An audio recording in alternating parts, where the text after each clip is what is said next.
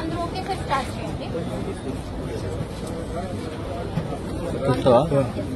Video GLP గారు రండి.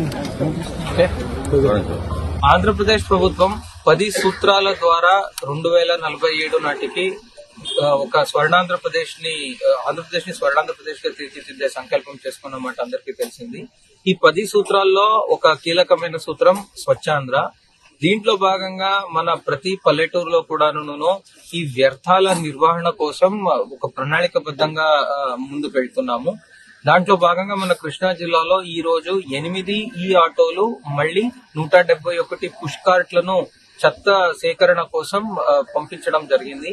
దీంట్లో మనం గమనించాల్సిన విషయం ఏంటి అంటే ఎప్పుడు కూడా చెత్తను మనం వేర్వేరు చేసి ప్రాసెస్ చేయాల్సి ఉంటుంది కనుక అలా మనం వేర్వేరుగానే చెత్తని కలెక్ట్ చేసుకునే దానికోసం ఈ ఆటోలో కానీ పుష్ కార్ట్ లో కానీ సెపరేట్ గా వేర్వేరే రంగుల్లో ఉన్న బిన్స్ ఇవ్వడం జరిగింది.